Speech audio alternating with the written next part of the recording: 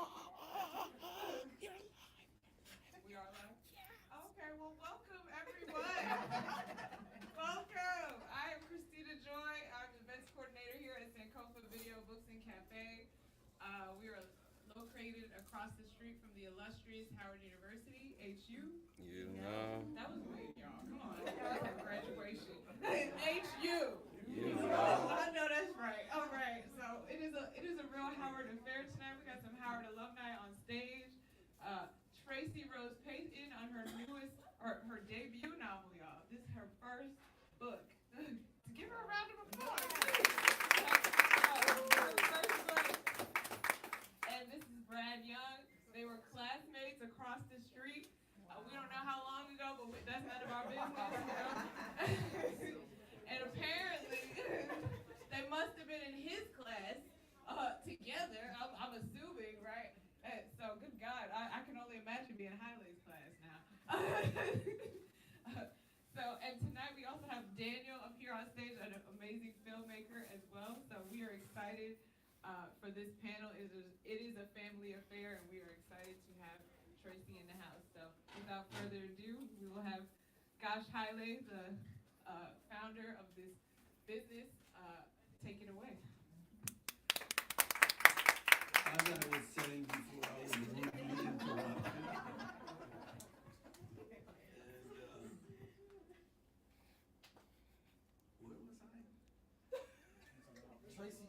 Tracy. And also in terms of what I was saying was how in her book, I kept seeing the cinematic treatment of her novel, the visualization. You can really crisply shoot the story without any problem in terms of, how many novels you have to translate visually. And this is one novel that's very visual, and I think it's her cinematic imagination that was actually making this story visually formidable and full of movements, and it has its own inherent transitions, timeline transitions, etc. So we'll talk more about that later on, but I also want to say that Daniel Williams, a professor at Bowling Green, but a very important filmmaker that most of you may not know, some of you who are at Howard know, but to me he's one of the most prolific filmmakers that Howard University has produced, I would say, that we should be proud of. Of course, in the end, 90% of the students that end up benefiting the best of what he offers are white kids. And that has always been a lump in my throat because I always felt he is capable of instructing the world of cinema and without intimidating, without judgment. Because I've taken him five times to Egypt to help me teach filmmaking in the workshop I was doing in Luxor.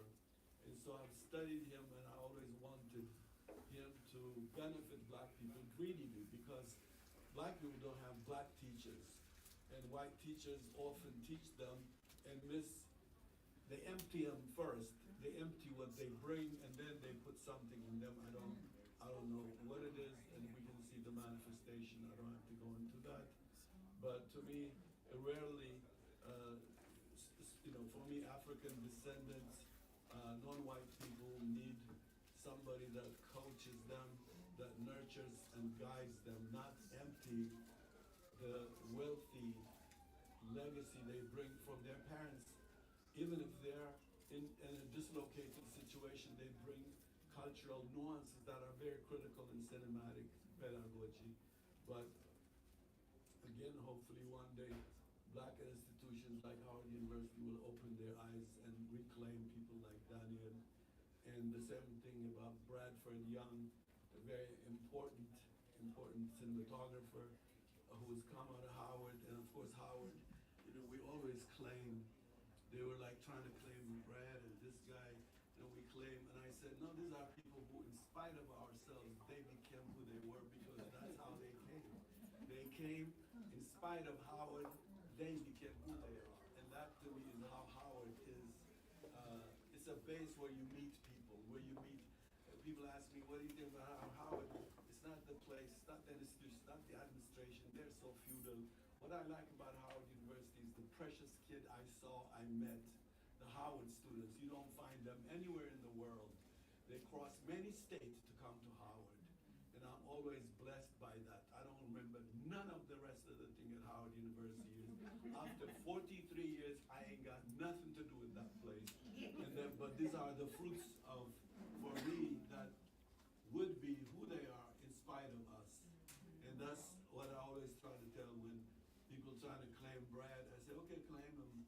He's also nice. He's always embracing and hugging you back.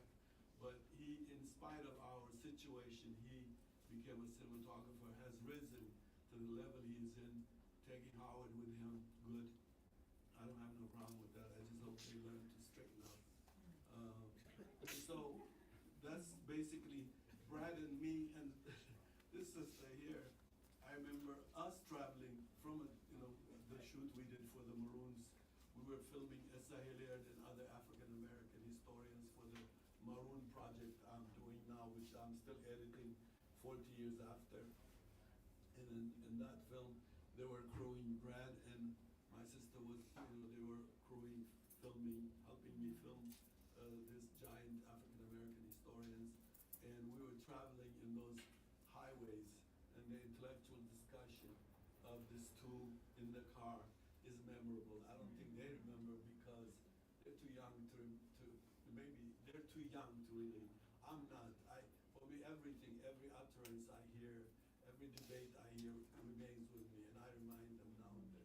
So I was very, very lucky and happy that Brad's schedule was permitting us to be here. And I felt, to say thank you to our sister, I felt she should be surrounded by those two people who worked with her, who knew her, and in terms of her, I've said in the beginning what I told you.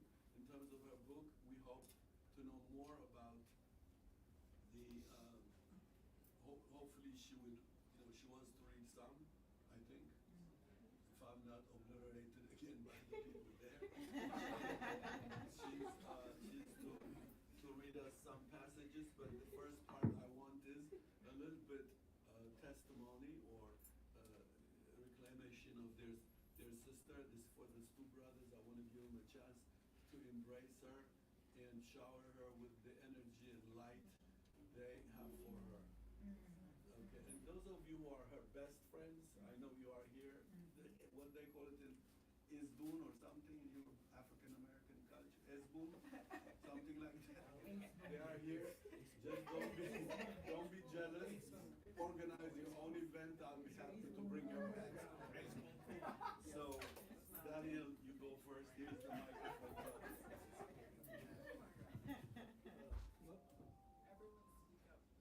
Okay. Thank you. Sorry about that. Thank you. Excuse me. I did not expect this. I was planning to come and sit in the second or third row and maybe get my book signed, and just applaud and be happy and celebrate Tracy.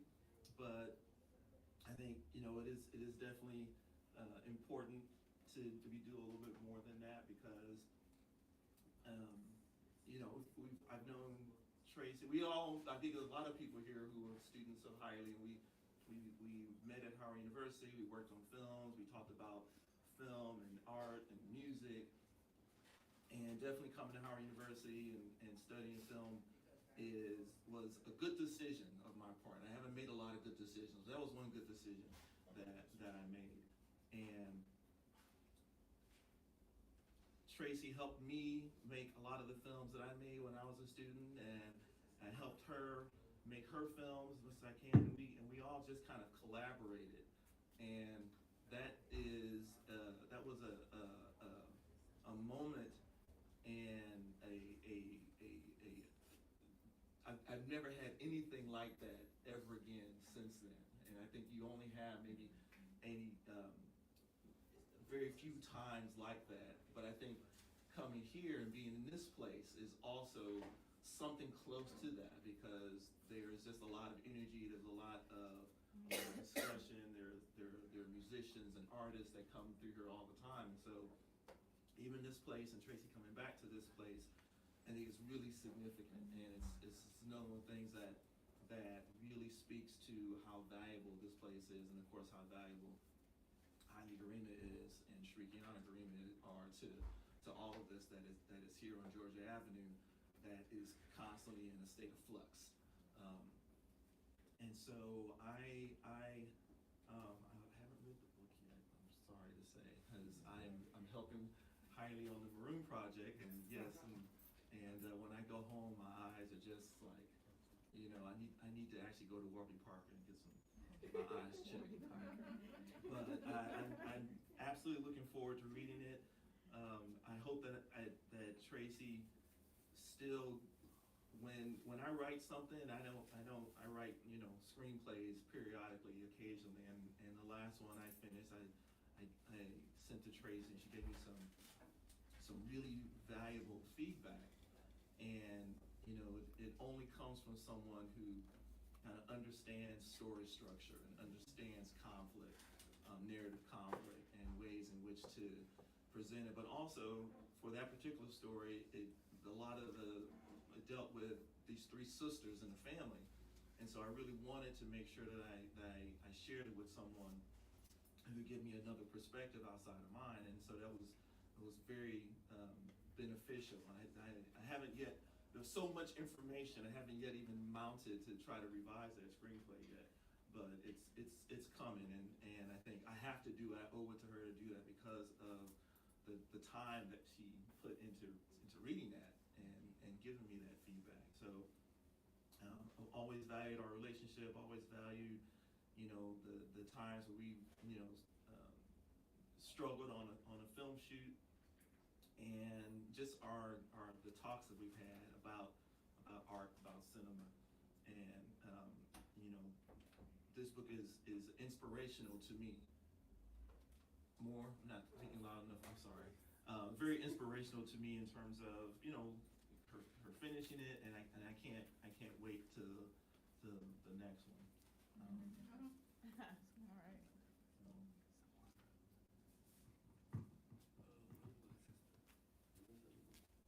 said, wait, I wasn't talking loud enough. Yeah, but let's get going. Also, we're still in the ghetto with our speakers, and so they're trying to get guests.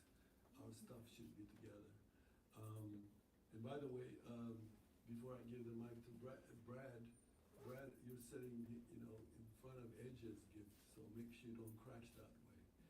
AJ told me I could get $50,000 out of his artwork for my next movie, so be careful. I just want you to also know that's AJ. AJ is in the back there. So Bradford, I already have introduced them, and I want you to also do, yeah, the microphone, bro.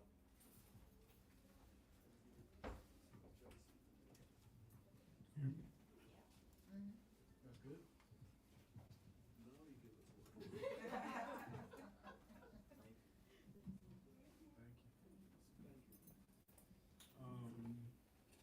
I too was not prepared to be on the stage.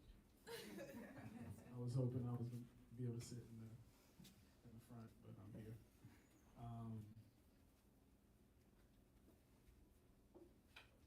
I was talking to my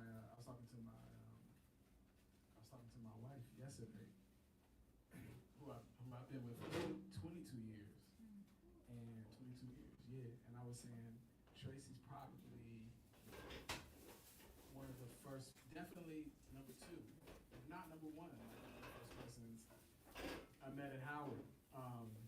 And I came here from Louisville, came here from Chicago with Tracy's father. I really came here from Louisville, Kentucky, and I was completely lost.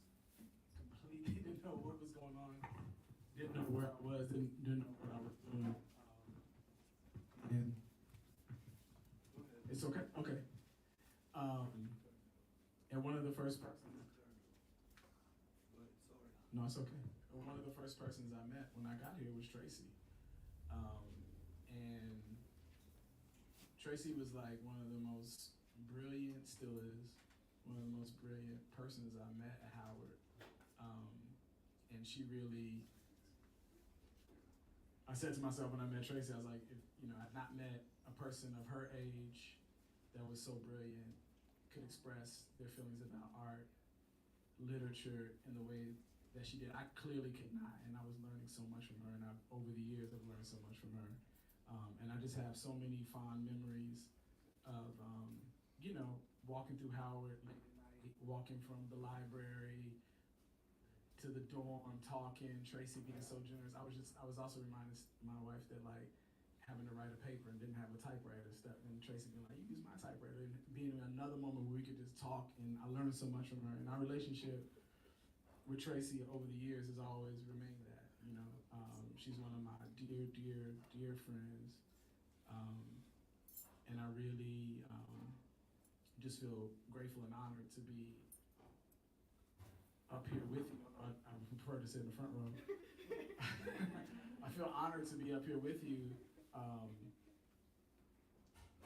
to talk about night wherever we go.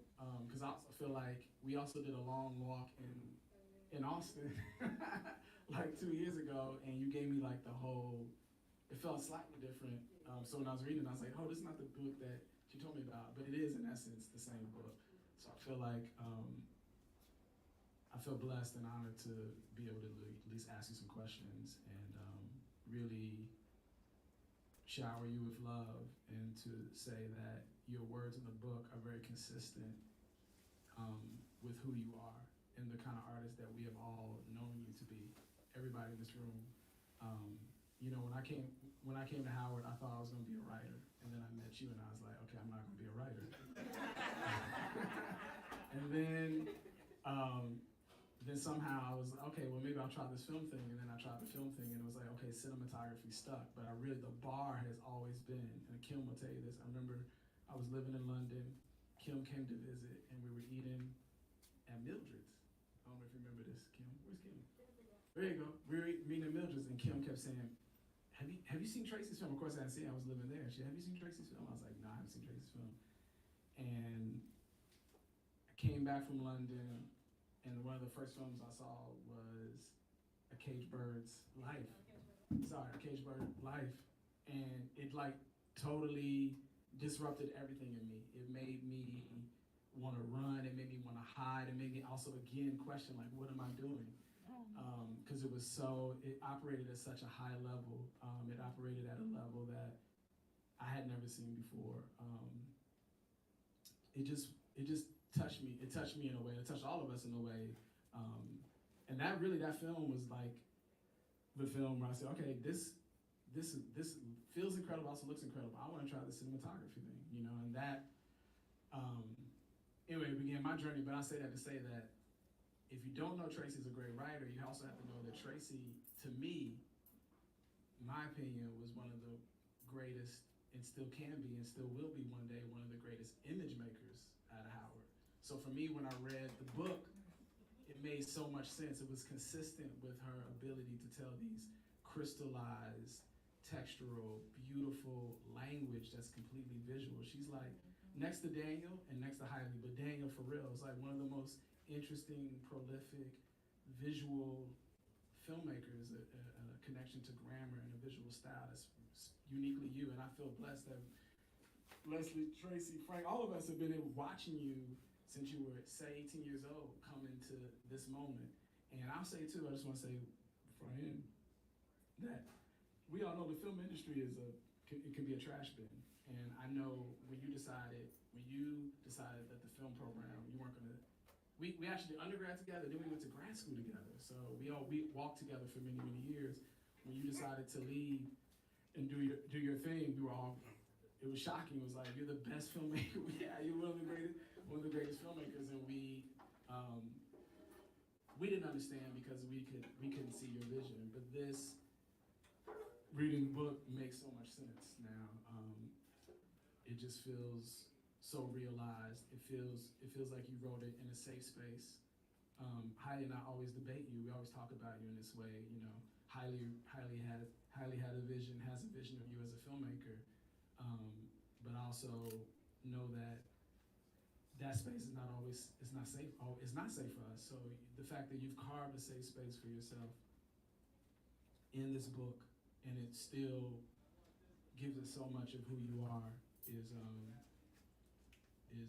beautiful, and I just want to say thank you. You know, really thank you for being a warrior. You know, really staying true to and all those steps you were taking have like revealed themselves. You know, so that's it, and I love you.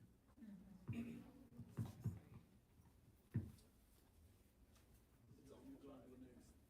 So anyway, you see, for me, when we organized this book signing, it's not book signing. It's really it's a session. That's why I inducted the two of them to join me to just thank her, because it's many years she's been under the radar, and also. I'll just say this to you truthfully. I don't know what kind of folks we have now that could really review your book. I kept thinking Tony Cade in my head. I mean,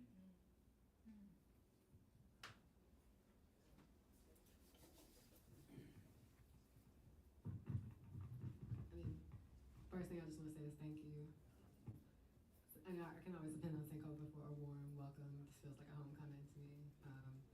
And I feel like it's more of a homecoming because I do feel like the seed of this work started here. Under Hailey, and thinking about rebellion and thinking about the type of stories that we want to tell as Black people, all that work starts, I feel like, with the conversations and the work that we've all done together, making films with everyone, with a good number of people in this room, where it's like, making films with all you guys was like one of the best times of my life. It really was. I have to try to keep it together. I forgot. But like, yeah, so I feel like the foundation is here. It started here, the foundation is here. How I think about our work and like what our work is, you know, art, as artists, as writers, as cultural workers, all that foundation comes from Hailey, it comes from Brad, it comes from Daniel, it comes from Leslie, it comes from Kim, from Frank. It just comes from those conversations and being in it together and trying to figure out how to make film, how to make work that we think matters, that we think is missing. That's not junk, like the soul food, that's sustenance. Like, what's the thing that we're gonna make that's gonna feed us or feed the next generation? And that may sound lofty, but I think like to be up to that task, or to at least try to be up to that task, to aim to be up to that task, because the people that we follow, the people we're inspired by, Tony Cade, Toni Morrison, those people, that's what they were up to. And so I don't think any of us take that work lightly. And I'm so grateful that I came to Howard and I got that here. I couldn't get that nowhere else.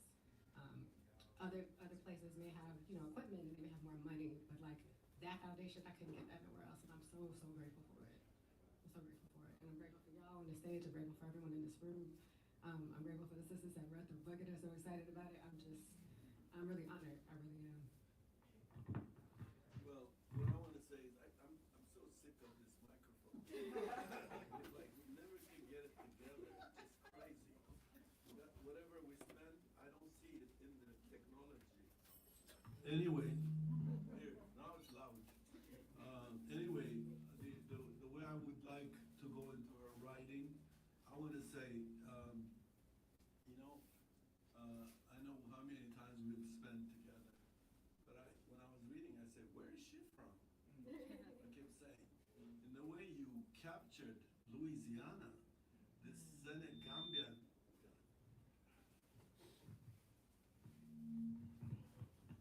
The way the way you captured this language and the tapestry that you're weaving and the menu in the story. Where are you from, by the way? What I wanted to ask you, because you captured the subtlety of the cultural nuances of the whole area, and I felt like you were just. Are you from Louisiana? Can you take it on? Because I felt you knew it so well. It's unbelievable. I'm from Chicago. Oh. And me and Brad talk about this oftentimes about like being Great Migration, products of the Great Migration, and like what that has meant. Especially, I would say the weight of that on our fathers is something we've always talked about. But my mother's side is from Georgia, and so that's where I spent the most time, like in terms of down in the South. And the first draft of this book, I would say, was set in Georgia, because again, that's the place in the South I have the most connection to. And then I went to Texas for grad school, and I got very inspired by Texas. Like, why we don't think of Texas as part of the empire of slavery, right? There are a bunch of stories about, the West, and me and you've talked about this because I know there's something you're interested in too, as far as like the Maroons, like the amount of, black folks or enslaved black folks who ran the South, who ran to Mexico, set up towns. So there just felt like there was a lot that was underexplored, and I feel like especially writing about this topic post that moment of quote unquote hashtag slavery fatigue, hashtag trauma porn, we have to be really thoughtful in terms of how we engage that subject matter. Because I get it, a lot of people just don't want to engage it. It's too painful. I also feel like the topic is one of these things, I call it kind of a trick mirror, where people come to it where they assume that they know everything about it. And it's kind of like, but everyone's the dominant imagination is always kind of roots and gone with the wind. There isn't really much past it. But when you start reading the stories of our ancestors, like there's so much. It's so much. I mean, like you can research a book like this forever. And I researched this for a long time, and I feel like even and there's a lot that didn't make it into it. But I feel like this is the kind of thing that you could just go on and on because there's just so many stories. And I think that's the thing, it's the danger of a single story. And there's so many stories. To understand that that black folks enslaved in Texas had a different experience than black folks enslaved in Maryland, right? If you were working cotton or sugar, your experience is different than someone, working wheat or rice. Your experience, if you were kind of a slave toward I would say toward the earlier part of the empire versus before industrialization hit and the Atlantic slave trade closed, that's a different monster. Whether you were a slave in a rural area versus a slave in an urban area, right? Like all those things matter, and all those things have a greater context. And I was definitely interested in exploring this idea of a struggling farmer, right? A small farmer. Because I feel like we don't see that a lot. Often the image is Monticello or Mount Vernon, right? When most slaveholders own less than 10 people, right? That makes it that's a whole different situation. It's intimate, right? Like, you just have a different relationship than if the master is someone you never see, right? And all the dirty work is done by, an overseer of some kind. So it just felt like there was a lot of nuance that I felt like was missing in terms of really thinking about those stories. If you have any questions, you guys go. And then at a certain point, you're gonna read. Don't expect good questions from me. I'm gonna try to get through. It'll take a long time to answer. I mean, I think one of the things that, I'm gonna like poke at two things and I'll let you just do it, which is always our relationship. Like poke and then Tracy, I'll just listen. Well, there are two things that like I was talking to my partner, I was talking to my wife last night. There was something that you set up that in the beginning of the book that Steph had to clarify that she felt was continuous in the book that I missed, but I want to hear you, because I missed it, I want to hear you talk about it. And this is, not the idea of the narrator of the book or the voice of the book, but there's this thing you do early on that felt super potent that kind of tapered off later in the book, and it was this concept of we. It was like one of the things that really struck me about the first half of the book is that in some ways,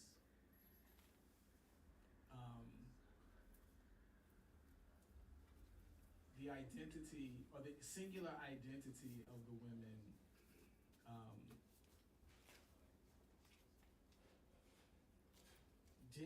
it mattered. But it was more about the actionable characteristics of the women and how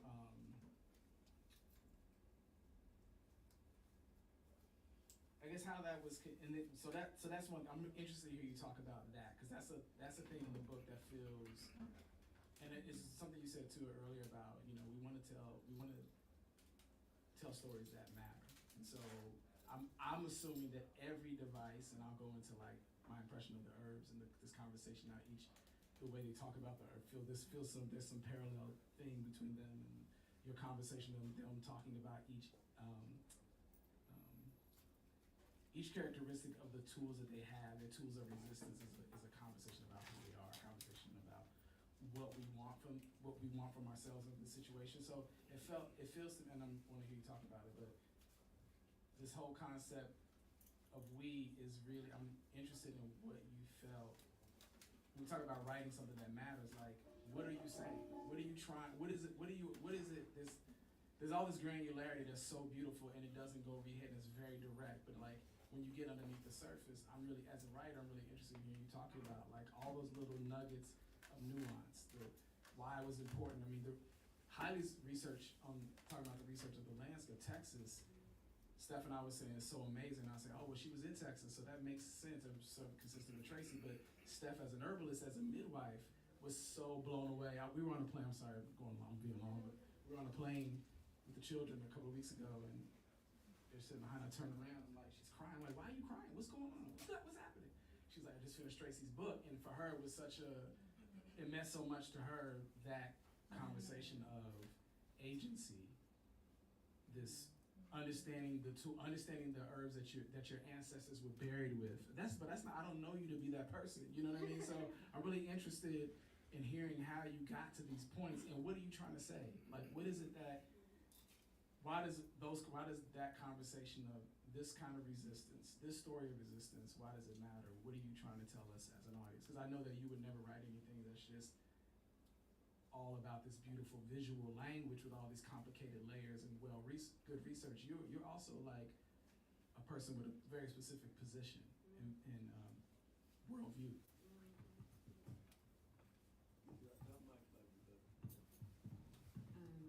And maybe this might be a good point to read this section. I'm just going to read this one paragraph because I think that for anyone who hasn't read the book, I think it'll help illuminate what Brad is asking about. So a group of women are on a plantation in Texas, very small farm, 6 enslaved women, and the book often kind of plays with this idea of them speaking in a collective voice. Clearly, the road to becoming a we was not a honeyed one. The sun of Texas felt different to each of us. It made us crazy for a time, and that crazy was called many things: homesickness, grief, drapetomania. What forged us together was more than circumstance. In some ways, we were more different than alike. None of us the same age or born in the same place. Some of us knew the folks that birthed us, and some of us didn't. Some of us were born Christians, others came to it roundabout, if at all. Some of us practiced conjure and practical magic, others steered far clear. Some of us had born children and lost them, while others were little more than virgins. We were bound together by what tends to bind women like us together. Often, that doesn't make folks kin, makes them trapped, and that can make them hateful toward one another, unless it's redirected and harnessed towards something else altogether.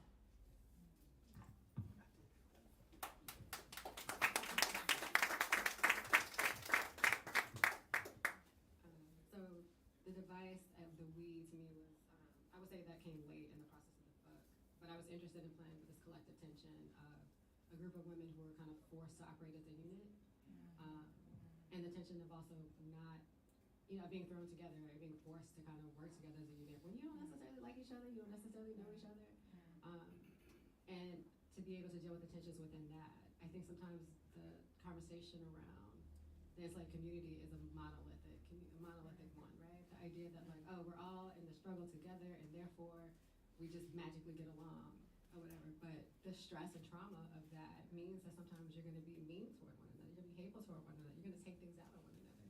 And I just think that makes that story more human, to just understand that people had the same prejudices that we have, where people would be like, oh, she practices that West Virginia Christianity, I don't mess with her. You know what I mean? People had the same type of,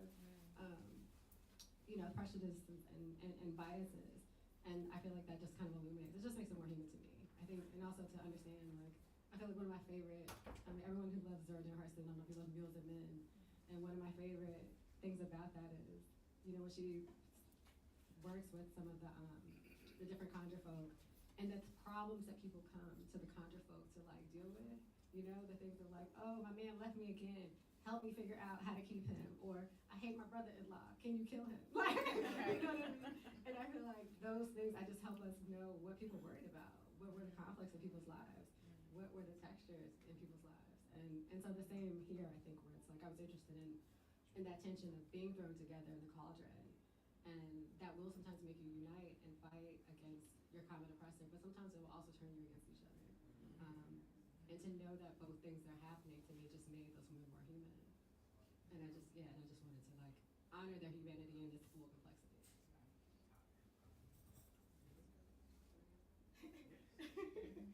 You have more? No. Danny, I'm ready for you to read it, Danny. Basically, in general questions. Well, you could join us. And then after you read it, you call her. I'll send you an email. But just in terms of, the question I do have is if you could talk a little about your process. Because, you know, we know, something I'm much more familiar with is filmmaking. In filmmaking, there is a process. You don't, you know, it's problematic if you just come up with an idea and you just grab a camera and go out and do it. I mean, you can do that depending upon how you want to express yourself. But, you know, oftentimes, especially if we're going through an educational infrastructure where we're forced or encouraged to consider a process where we consider certain things, we evaluate things, we get feedback, we ruminate, and then we develop so that, you know, we want our story to be as strong and as effective in its communication as possible. And this is much more of a solitary process, and I also curious as to if your process, how your process fit into that academic institution, because I could be wrong, but I think you told me that did you begin it while you were in the final coursework in Austin or before? So I don't really know like the time frame, but if you could talk about that, I think that could be interesting. I mean, I'd definitely say, I think our film training was super helpful. I think in terms of thinking about what we can borrow from film structure, I think it's super useful. I think, especially like foreign films, I think allow us to know what other types of narratives are there, right? You just don't have to do 3-act structure or the three-tax pyramid. There are all these other ways to enter a story. There's all these other ways to explore a story. And so I feel like that was really helpful in thinking about, you know, some of the other ways of telling a story where it could be more circular than kind of straightforward. There's a writer, I think it's Jane Allison, who talks about why often Western story structure like mirrors a man's climax. All right, like right. And so she says like, okay, you can think about these other things like waves, and you can think about she just creates other diagrams where like think about all the different ways that you can tell a story, all the different ways you can inhabit one, all the ways that your mama tells the story, the ways that your grandfather tells the story, right? They're not necessarily whatever, right? I think it's like what had happened was it's an important diversion in storytelling. I would say this, so I would say like the story started a long time ago. I would say with the seed of a historian, Paula Giddings, whenever I enter, I read this anecdote about this group of women on a plantation in Tennessee, 4 to 6 women who for over 20 years controlled the birth rate on their farm. And at the end, I guess, of that period of the 20 years, they found out there was an old woman who was giving them an herbal remedy. And so we know about the story because a doctor gave a presentation about it at a medical conference, because by then this is pretty late, so maybe 1840s, 1850s, when doctors are kind of trying to mediate these battles between slaveholders and enslaved women. And they're trying to figure out, you know, at this point, women were very actively chewing cotton root. There were a lot of women who were very clear that they were not having children until emancipation. They were waiting to have free babies. They were very clear about that. They didn't know when that was going to happen, but they were just clear they weren't about to participate in the system. And in fact, there's even one account from an enslaved man who said the women were chewing cotton root, which is the device in the novel, if anyone hasn't read it. That women on his farm were chewing cotton root so much that he was just like, yo, I don't know how any of us are here. You know, so by then, at this point, I would say, you know, by the late 1840s, 1850s, women kind of know, and they're figuring it out together. And so I couldn't forget that story once I read it. And I think one of the things that I remember talking about, and I can't remember exactly what thing you were working on, but I think you were talking about a particular rebellion. And you were like, how did he get those people to agree? And I felt like that was a central question, right? How do you get a group of people who are in some ways strangers right? And have and that some of the self-interest is to just kind of deal with the thing in front of you, right? Have the child do the thing that's being asked of you, versus to actually kind of band together and to try to do something else. And like the story in terms of that, I have to agree that is an important one.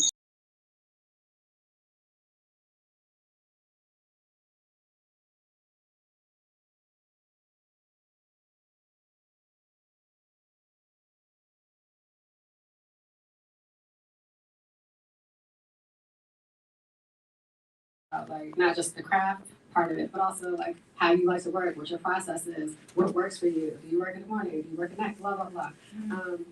So many of those things I think it takes a while to figure out. I think people get to them faster now because I think there's more of a conversation about process. But I think for me, it just took me a long time to figure some of those things out. And I would say the other part of that is, I was working in advertising. I was writing this novel at night. And what I realized at a certain point, I had a full draft of the novel. I went to a workshop, and an instructor said to me, like he'd read I think I workshopped the first 2 chapters of the novel. And at the end of that, like we sat down, we had a conference, and he said, "Tell me what your novel's about." And I told him kind of what the arc was, and he was like, "I wouldn't have known that's what your book was about." And I realized what he was saying was that at that point, I was too scared of all the dark parts of the novel, all the super gnarly, the thing that makes this book be what it is. All of that was in the background because I didn't know how to engage it. I was scared to engage with it. And so that's when I was just like, I need more time. I'm going to go back to grad school, see if I can get like some fully funded situation and just like throw this out and start over. And that's literally what I did.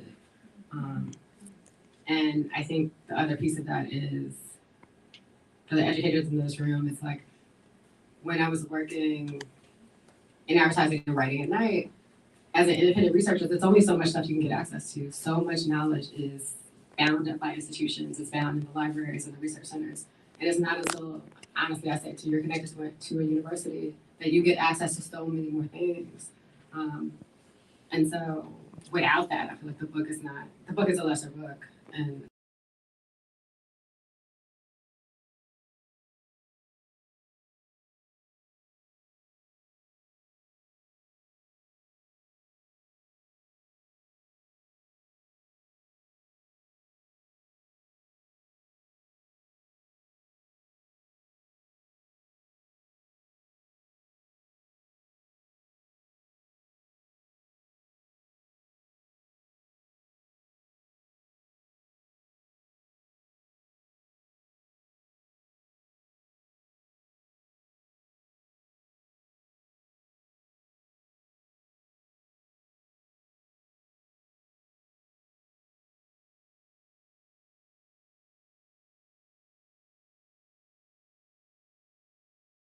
You know, you know what it's like to design a film, let's say a film that has to deal with enslavement, and let's say, for instance, example, I always talk about 12 Years a Slave, but talk about something like Underground, where it's like,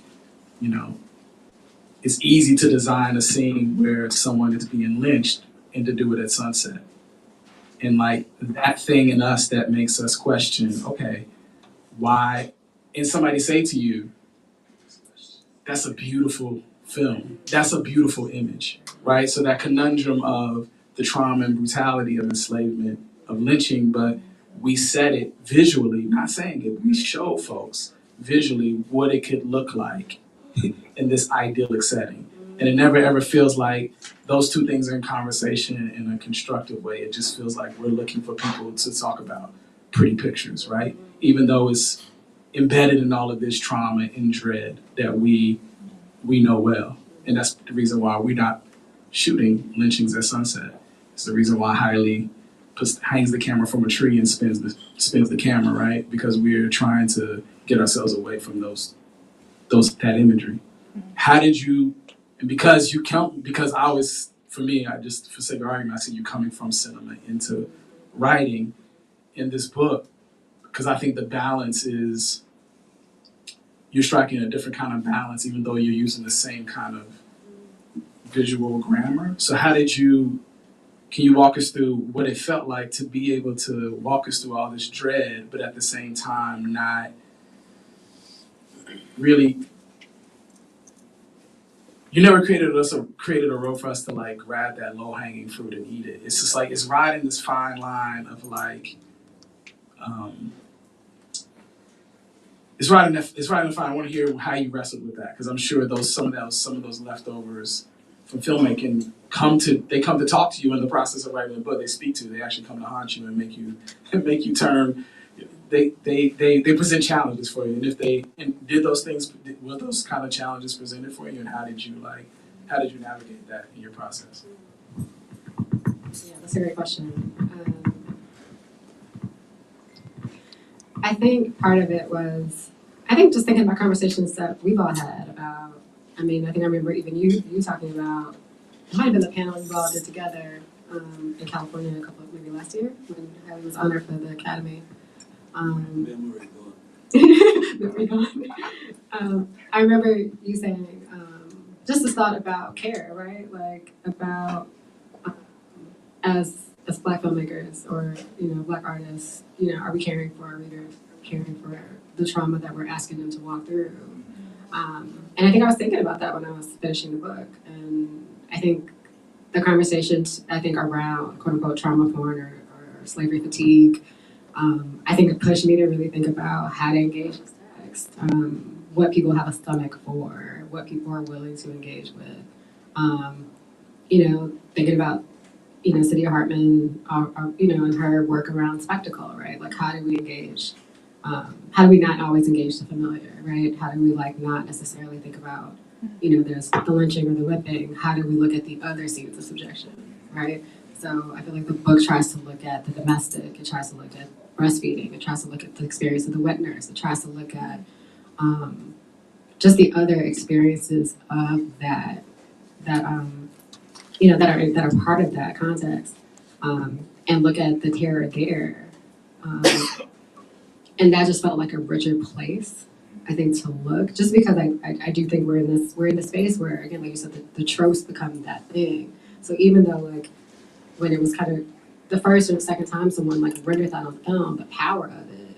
But I think we're in this kind of image conscious space where so many things are removed of their context, so many things are removed of their nuance. And so I think we have to kind of really challenge ourselves to figure out how to situate a story in such that almost that's destabilizing. I mean, to me that's going away. To destabilize what you think you know, and to destabilize the way you might enter it, and find other ways for kind of people to enter, so that way they can kind of engage the text on its own terms. Yeah. It's the goal anyway.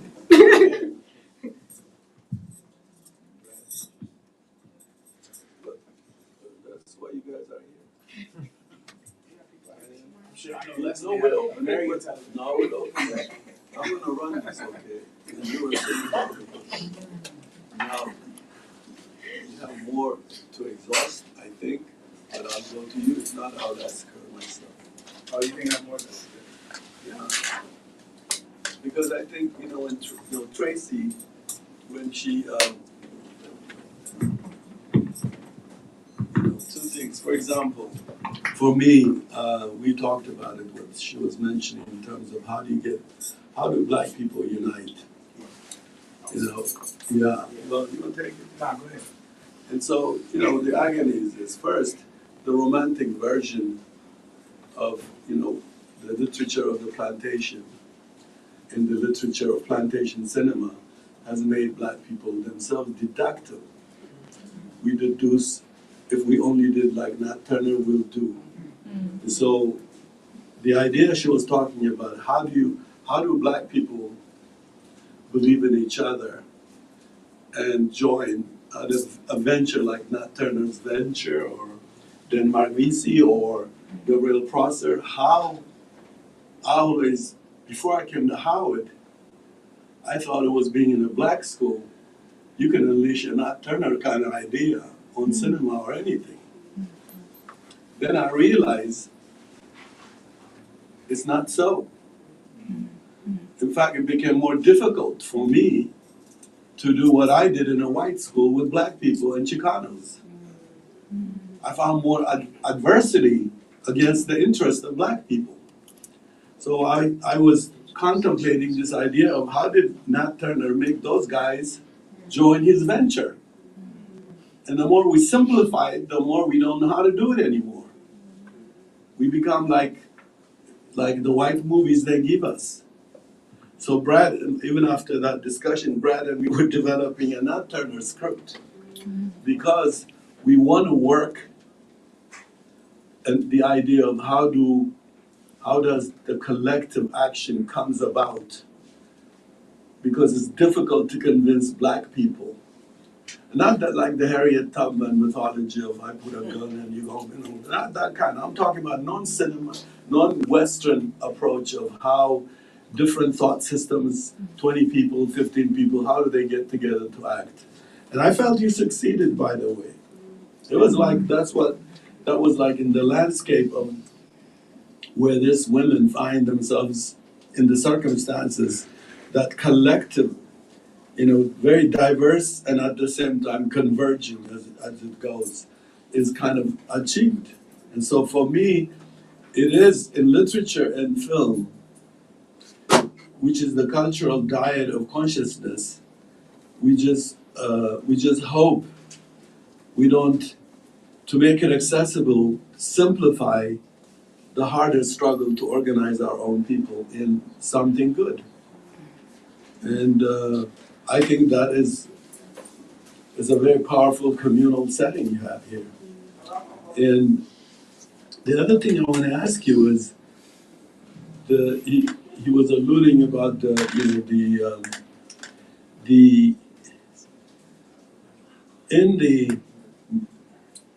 the plant, in the awareness of the plant. I feel like you have like almost the way a convergence of jazz from different Africa and its new life in the Americas.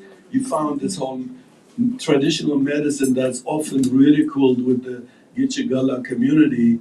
You took an amazing knowledge of the plants. And I've seen movies and black people create artificial thing I can never digest.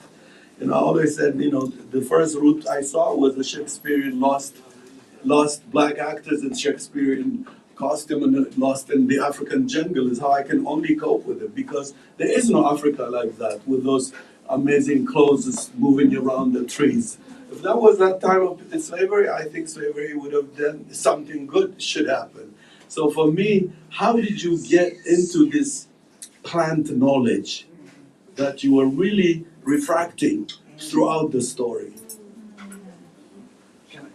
I just want to, because you actually didn't answer my question earlier, but that's the reason why you don't get me talking about books, bro. If you want to talk about film, I'm okay, but literature, It's together.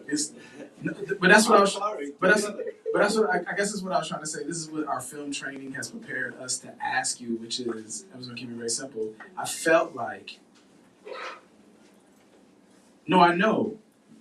When you were talking about it feels like, what I know is that when you were talking about the plants, you were not actually talking about the plants. It's like the information you're giving us about the plants is about something else.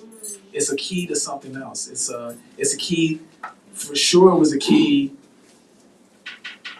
to the relationship of these 6 women. It gave us some granular meta thing that could almost not be explained by your words. It had to be explained by the reactive nature of those plants. Am I making that up? Or in addition to what Heidi said? I mean, we're just gonna say that I'm that smart that it was there. I mean, part of it, I would say, like, I think I was inspired by the lives of midwives and the relationships they have with plants, and some of that is, I would say, probably more matter of fact in a way, because I think, like, I mean, and like I said, I'm very honored to hear that felt like it felt very true to what they do, because I think what they do is magic, right? Like, people who could talk to their grandmother would be like, "Oh, you sick? I got you. I'm gonna go out to the woods, what they call walking over medicine. I'm gonna go ahead and I'm gonna forage for these herbs and I'm gonna figure out something that's gonna make you well." We have that. Some of us still have it. But the homework. With Daniel, the creative process, the technical process. Where is the process? In the process, where is the homework? Because that's the complicated you went over to get to that, where it became a fluent vocabulary to fly into your literature as you weave it. I mean, What kind of homework? Because people think they could just come and write because my grandmother said it so. I mean, of course, a lot of it was reading. I mean, but I think I took a couple of classes with like herbal, like again with some sisters that were, you know, herbal medicine because I was trying to see if I could get to that point where, you know, some of them just talk about, you know, you create a relationship with one plant first, right?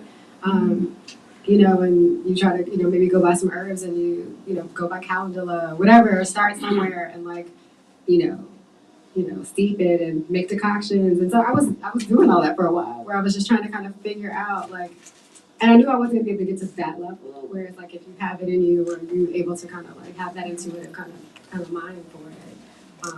But I wanted to see if I could get closer to it because I would say for me being raised in Chicago, I felt like so far away from that, which is weird because my mom is not. You know, that like my grandmother was very Christian, but she has stories to conjure. You know, she'll talk about, you know, we think so-and-so put something on so-and-so, and I went and, you know, made them bathe in blue stone. You know, and I think everybody's grandmother has those stories. And so it's actually been funny because I think even my mother will like read things in the book and she's like, how did you know about that? I never told you about that, right? How did you know about a set of bags? I never told you about a set of bags, right? Which I love because I feel like this is part of the story of the Great Migration, that a lot of our parents left that stuff behind. They didn't want to talk about that stuff. They didn't want to engage in it. The small towns that they came from, you know, segregated small towns or segregated schools or the horror of white people there, they didn't want to talk about that stuff once they got up north. You know what I mean? And so, like, my mother's willing to talk about it now, but I think there's so much stuff that she didn't talk about. And I'm only understanding that now, that she's probably closer to an age where she wants to, you know, tell their stories. I think Delani Davis talks about this thing where we think our elders at a certain age are empty, and she's like, no, they're full. They're so full, they can't get everything out. And I think it's that kind of thing. So it's so I mean, I would say some of it was a lot of reading, but I think I was inspired by people like Steph. I was inspired by Stephanie herself, and I think we had other friends who I think even coming out of college were like very clear that the way childbirth works in America is not right, right? The way that we have birth Black children in America is not right. You know, Pitocin or scheduled C-sections, like all these things are harmful. And I think when you learn the history of like midwives, especially Black midwives, and how they were forced out of the field in like the 70s, we can see the impact of that work. And I think to me, like the larger thing about the book to me is that like all these lessons that we kind of left behind, we still need them. Especially with what's happening with like the Dobbs decision. And I think women are really gonna have to take more control and ownership of their reproductive health. And that the minute once the white doctors got involved, like this is when everything shifted. Real talk. I mean, you can draw a through line. You can literally draw a through line. I mean, probably the best person on the subject I think is Dorothy Roberts, Killing the Black Body. But I think to me, my hope with the lesson for the book is that like these are tools we have to return to. You know, understanding plant medicine, having a midwife or having someone in your community you could go to where it's like, I don't know what's happening here. I can go to you and I can ask these questions about something that's happening. I think we need that, and we're seeing the devastating effects of not having it. Do you want her to read first before I open it for you guys? I was hoping aren't you going to read something? I read something. No. Okay, let's open it for you guys. What I want is people to come here and ask because we still have a low budget microphone system. We don't have like the brother there, the library owner at Howard. I own the whole library actually. Who wants to ask? But we have to come here. Come on, brother Chad. Is that him here? Is that Chad? Come on, brother. All of us out here is shy or something. I just want to thank you, Tracy. Going back to Howard, you was always clear, and it was just amazing how you kept me on my toes, and I'm still trying to keep up with you. So I just want to thank you, and in particular, I remember a conversation from Dr. Milner class. Oh, I love that. Rest in peace, Dr. Milner. And you were always like, I was like, man, if I could just be as smart as Tracy, you know, 'cause you were always like in the books, you know what I'm saying? So, and just pushing, cause you know I love hip hop, and You do? yeah. Tracy was the first person to really challenge me. One of my favorite group, I'm not gonna say their name. She said they were misogynistic. I said, what's misogynistic? And then I had to go back and read, and I'm like, they are misogynistic. I just want to thank you in front of everyone for really pushing my consciousness, and I'm still trying to keep up with you, so thank you. I love that. Yeah, brother. Thank you for that. He's nervous. I don't know why you made him nervous. The brother's not nervous. He's a mountain. Okay, anybody else, sister, you want to come here? Please. My brother, you're going to be last because you didn't show up here before. And you guys have to say your names first. And Jamila has to say her book as well. This is Jamila Minix, an author. Please do, yes. Please tell them about your amazing book. Your family here. We are a family here, which is why first and foremost I've come here to support you. I want to say thank you for writing this incredible book.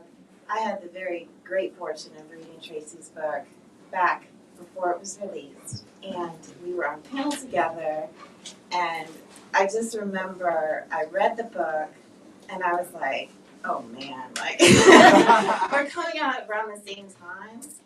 And it wasn't, oh man, like this is a competition. It was like, oh man, I'm so excited about the state of Black literature. Because you talked, even on the panel, you talked about telling our stories with care. I actually do have a question, but I just wanted to give you your flowers because the way you talk about, you know, us in your book is done with such love, which is actually my question. Because you talk about this idea of the collective we, and then how when we're forced into these situations together, that we, you know, we don't always have the same, our interests aren't always fully aligned. And I find it interesting then that something that should be really pure, like this idea of falling in love, becomes a major splinter. And so I'm wondering if there's a way, without spoiling it for y'all who haven't read the book, I'd love to hear you talk about how you sort of wrestled with something that, you know, everybody wants to fall in love, but then this idea that love became this massive splinter in the book. I think it was just wonderfully done. Thank you for that question. This is Jamila Minix. Her book is Moonrise Over Jessup. I'm sure it is available here at Sankofa. Yes. Thank you. Christina got it a lot. You still got to answer my question. But we family, we gotta support it. The monsters we defy. I'm sure that's also here as well. Yeah, I think I love the idea of the thing that kind of sometimes differentiates the women are kind of their selfish pieces, like the things that they want for themselves. And I was definitely interested in, for those who don't know, Sarah is the youngest, and she's about 17 when the book starts.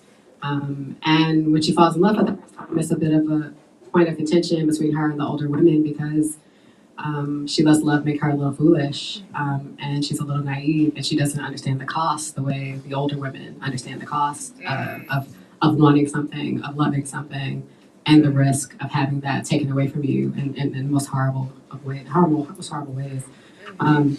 And so I just thought that was an interesting tension between them, and I just wanted to kind of explore that. And also I think me and Brian talked about, I think one of the things I most explored and was most interested in, and it probably didn't fully make it into the book, is I think when you read the stories of our ancestors, just like the lengths people went through to stay together. Yes. Right? Yes. Right, I'm gonna walk 5 miles to see you every week, right? Yes.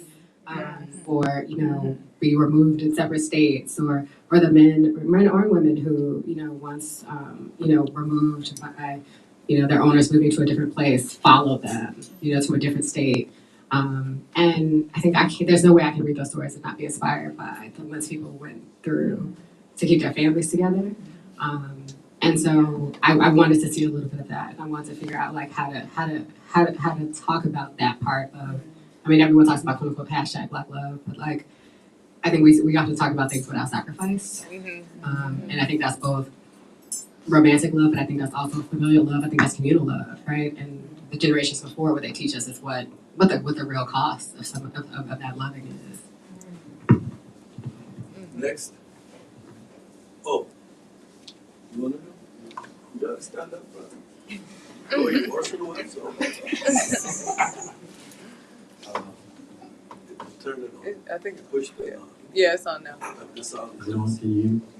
Okay, Tracy. So one of the questions I had, you sort of talked about, Brad, you talked about walking this fine line in the book. And, you know, just piggybacking on what you said about like this, and I'm halfway through the book.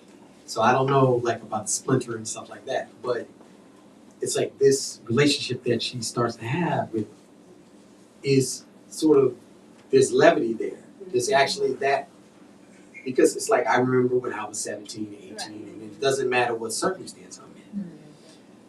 But one of the things I found was that when they went away, when they started going out to pray, you know, at night, to gather, you know, to meet him or whatever, that was also sort of like a release.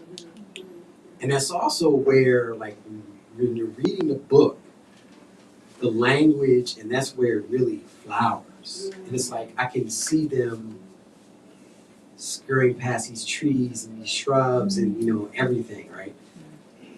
So I'm asking, like, how did you do research, or what did you try to find about the terrain that they were, like, traversing?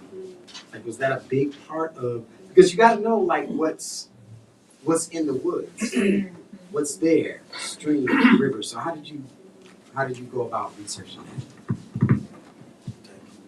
I think the boring answer is reading, really. But I think the thing I found really interesting about Texas, and I hope other people found it interesting, is that I think that I feel like I was very ignorant before moving there. I think my vision of Texas was like westerns, right? That just looks like desert, right? But Texas, because it's so massive, you know, the land they took was so massive. Because it was so massive, there are all types of terrain there. It's swamp, it's plains, it's, you know, there is desert, but that's mainly West Texas. The other parts of it, you know, are fertile. They have to be. And then also I think when you read the accounts of farmers who would move to Texas, they would write about it like it was Eden.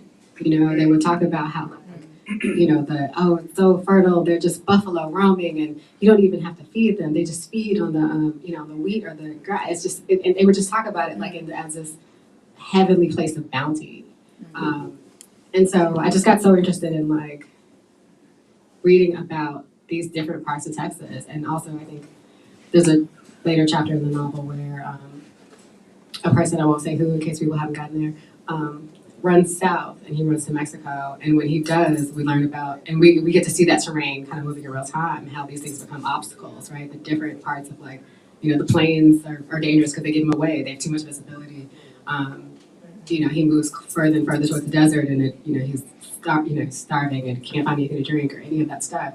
And so it became really this question of thinking about people and the way they had to engage with the flora and fauna of the place, and how that just sometimes would be, you know, a boon when you're, you know, trying to go and meet in the forest or go and frolic with your lover, but also when you're trying to run away, like ways in which it kind of work against you, or the ways in which you're hungry, it can work against you.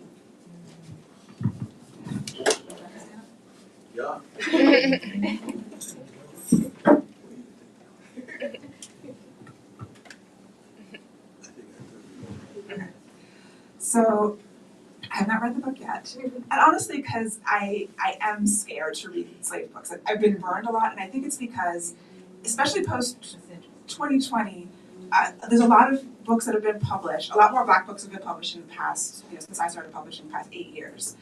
And I feel like the more recent ones, sometimes it feels like they're for the white gaze. I feel like a lot of the trauma porn that we're seeing is because people are cashing in on the fact that white people want to read these stories, and they want to read the most horrific aspects of it so they can feel better about themselves or something like that. And I know that's not what you're doing, but I feel like I've been burned by that. And so coming to a story that's set during slavery takes a lot. It's a big leap to try to use my downtime to get into those difficult spaces. You know, we have to go through difficult things. But I do trust that you're doing it more carefully and more mindfully than maybe some other people. So I did want to ask about your experience with publishing in terms of being in rooms, like this is a very Black room. A lot of times when we're in these spaces, we're not in Black rooms, we're in white spaces, and we're answering questions and even dealing with the editor. Like, how did you hone the story? I'm assuming your editor's probably white. How did you hone the story with that person? How did you feel during that process? Did you feel like that you were taken care of and that you were understood by your editor and by your publishers? And then when you're in these spaces, how are you interacting with readers? And do you feel like they're getting what you're doing, or is it another leap for you when you're in mostly white spaces? So who are you? I'm Leslie. Leslie, tell them about your book, Monsters We Defy, and you have another one that just came out. Oh! Yeah, I'm not Penelope. I read I know that. The Monsters We Defy, which is a 1925 fantasy heist that takes place in DC. And I write. And you went to Howard too, right? And you know. Another renegade filmmaker went to, because the filmmaking gets hard, they run into novels. Sorry. It's true, because no one has to sign off. You have to write a book. You don't need a budget to write a book. Listen, I get it. That's what I say. No, that's definitely a real thing. I understand people's hesitancy, and I don't begrudge anyone that. Like, we are living in really hard times, and unfortunately, we're at a moment where you can see Black death on the screen of your phone at any moment, and so I understand it takes a lot to want to grapple with this stuff.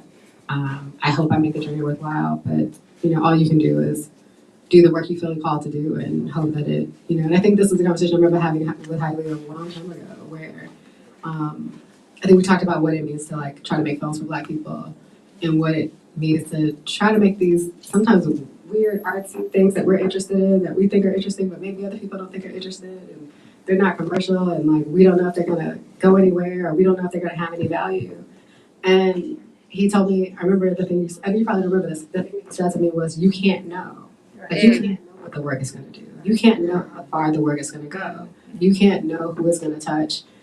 So the idea that I guess I was trying to kind of circumvent and try to figure it out, you can't know those things. You just have to do the work you feel is put on your heart, and that you feel like honors the people that have poured into you, that honors the ancestors, and just hope that it does what it does. Publishing does not make that an easy thing. But I think I had some good advice from one of my grad school professors, where he warned me just about making particular compromises. And he said to me that, at the end of the day, your name is on it. And at the end of the day, you have to answer for every choice that you made. Don't make any choices that you can't live with. Don't make any choices that, someone's going to sit in a room and ask you why you did that. You can't answer. You can't say so-and-so told you to do it, because no one cares about that person. And that person also is going to have, your editor or your agent, whoever, is going to have 4 or 5 other books that come out that year, right? This book took me a decade, I hope I have another book in me or 2, but like, I'm not going to write another 5 books before I die, most likely, right? So, because I'm slow. What should we say? No, I think what I mean is that those choices matter to you more than they do to, your editor, your agent, or whoever. That a month or 2 months from now, they're not going to be thinking about that choice, that particular fight you had about something that happened on page 42. You, however, will be thinking about that forever. And so I think that's, to me, that kind of been the guiding post, to kind of to go as far as I could with the book on my own, so that I was very clear about what I wanted to do before I got into those rooms and conversations, and then to make sure I fought for the things that I wanted and made compromises on the things that I did thought were okay, or things that, or to me, things about clarity, to me, those are always, I listen to those. If something's not clear, okay, cool, let's talk about it. But I think other questions, just trying to be more of, just trying to trust myself and trying to trust my gut and not feel like, that I have to always, and I think with your first book especially, you feel like, oh, I gotta listen to this person, and who knows if I'm gonna be a bad again or whatever, but yeah, just try not to make any decisions that I couldn't live with. Yeah, that's publishing media. Short answer. cool. Very, very big experience. Can I follow up on Leslie's question? Can you? 1 second, my brother. I just wonder if you could briefly go back and extrapolate and maybe talk a little bit more about your experiences at the University of Texas in that program, and kind of like the same dynamic with who you are and the stories you want to tell in that particular institution. Were there things that I'm sure there were things that you had to grapple with. If you could maybe Could we do it at the end, because I have something to say about that, and she might walk. Okay. Okay.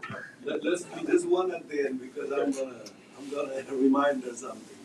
So can we do that? Sure. Yeah. Okay, my brother.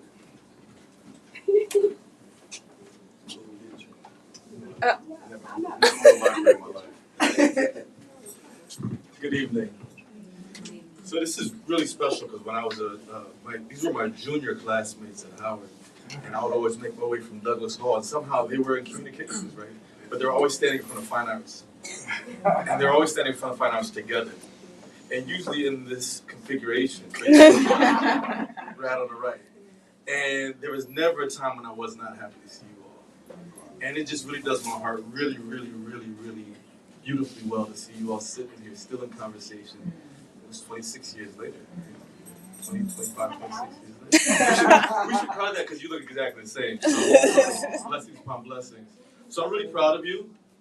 And I'm really proud of Sankofa because Sankofa brings the Black world together. And Holly would say this is not Howard's campus, but it is Howard University. Yes. It's the Howard world. And it is. So that's part of my question. And well, in part there's two. Because as someone, I'm an academic, but I also do write. And I have a hard time when my work is published. I have a hard time reading it. Because as a writer, part of writing is revision and revision. Part of making a film is editing and editing, revision. So I have a hard time reading my own work. So part of the question is, well, one, I missed the first 10 minutes, but how do you feel to be back? Because you'll be speaking to different audiences, and a lot of the questions were things that I was already thinking. So I appreciate the questions. I was going to ask that question, but it was good because it got asked, and the conversation was had. But as you travel around, you'll be in different spaces, and we'll have the International Black Writers Festival at One Spring Research Center this September. And the theme is why we gather, because we want to engage this idea that we have successful Black writers and Black deans in white spaces. So why do we still gather in these Black spaces? But here you are in this Black space. So two questions. One, how do you feel to be back in this space? I know it's across the street from Howard, but it's still Howard. But also, how do you feel about the product? Having written it and revised it, having had it edited, and now it's out in the world. Like, how do you feel about it?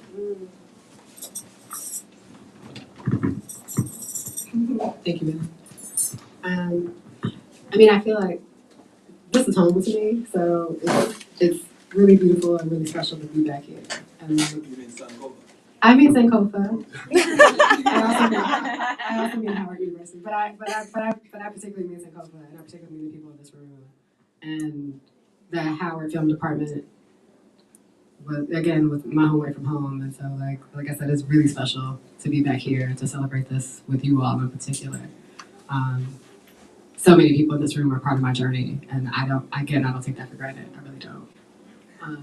The second part of the question. Finished product. For the most part, I feel like I'm proud of what the book is or what the book tries to be. Whether it does all the things that I hope it will do, who knows? And by that I don't mean like ambition type things. I mean in terms of the book speaking to Black people in the way that I hope it does. Like I can't know whether it does that. Again, you can't know. And to me, I own whatever mistakes are there, and I own whatever. I feel like the criticism that I've seen of the book is more about the some of the artistic choices, and I just have to own those. But I'm okay with those choices because I made them, and I think I want to make, and I think everyone in this room, when we talk about art making, we're interested in Black art or Black artistic practice that engages with rigor, right? It's okay if it's a little bit difficult at times. It's okay if it stretches you a little bit. It's okay if you haven't seen a story move in that way. I'm completely okay with those choices, and that they may not be for everybody, or they may read them at a time where they don't feel like they can engage them. Maybe hopefully sometime down the road they will be able to. But I want Black artists to be able to explore their creativity in whatever ways they choose, and to be able to take on, experimental forms, to take on, language, poetry, just be able to use all the tools in the toolbox, and no one tell us that we should do it that way, or it feels out of, whatever. So I don't mind being ambitious. The only thing I would be, I have to live. If the work doesn't, live up to that ambition, then I have to own up to that. But it's the first book, and hopefully I can get there at some point. But it still feels, the book still feels like, we can name many, we can name films that it feels like somebody else's hands were on the film. Yeah. I feel like the thing Can you use the mic, brother? You got something. Sorry.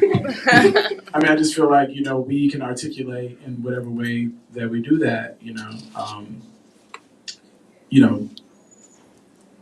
watching Haile make films for many years and actually have an opportunity to sit in theaters and have people watching Haile's films. Let's say something like Teza. I remember, the film ends. It's a difficult film. It's a difficult film for people with a certain kind of palate for cinema. It's not the kind of film that we feel like you can just regularly hand out to our folks and they understand it. Film is a conundrum for our people anyway. It's a very packed medium of expression for us. We have a very contentious but interesting relationship with it. And I remember, Tezar would end and all the folks you thought would stay and ask the most interesting questions left. And the only people that were left were like the 80-year-old sister from Northeast DC in the front asking Haile all the best questions. And, what it really amounts to is that we really undervalue and underestimate the intelligence of our audience, the intelligence of our people. I've seen that time and time again, specifically with film.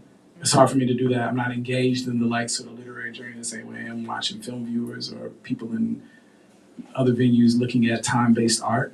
But I feel like the thing that's tried and true, which is I think the thing that we're responding to is with the book and all the love you're getting and the appreciation, really what Ben and Leslie have said is that, I can name a lot of films in the last 5 years where I see other people's hands all over the film. People mitigating the creative process that don't have interest in whatever the capacity you wished the film would do for, let's say, one person or two people or 1,000 people, whatever it is, whatever the value you've put on it. This book feels, and I'll, because we filmmakers and you're in that safe space. This is not a criticism, but an analysis.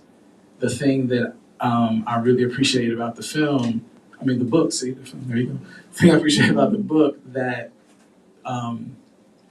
what it does is that it proposes two things. One, in my mind, if I didn't know you, it leaves a feeling of wanting to experience the cumulative value of your expression as an artist. So I'm already anticipating the next book. Because the thing that I think that the film harnesses well, which we've all talked about, is like your grasp of that fine line of the idyllic, the sublime, and the complete violent in the language and the description of the film, and the description of the stories and the characters. And the way you play with time and this voice and the detail is incredible.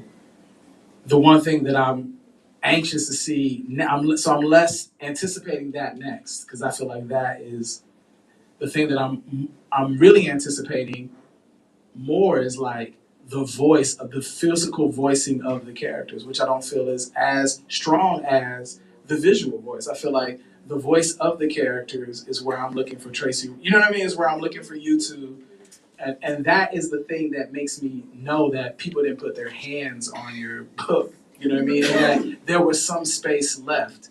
And what I know about you is that it wasn't somebody didn't just give you that space. You demanded that space be given to you you could have worked on the book for another 10 years to clean up those things. But it's that thing that makes the book. I remember one time I was in I was in Poland at this festival with Ed Lockman, cinematographer, incredible cinematographer. And he said, somebody was talking about film, visual grammar, an image as an imperfect thing and what it means. And he said, oh, well, his reference was Eggleston. He said, oh, look at Eggleston. The out of focus Eggleston image. The fact that it's out of focus is what the image is all about. That's what makes it a good image. It's not that it was sharp, it was crisp, it had the best color rendering, it had all the tonal values.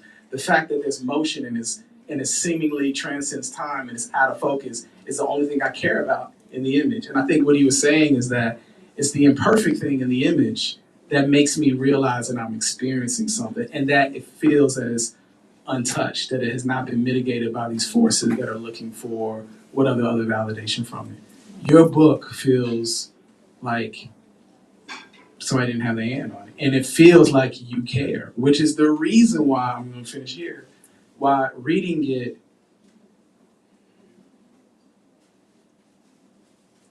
I kind of lost, I was thinking about something somebody said, I lost track of where I was. I lost track of that there was these two farmers.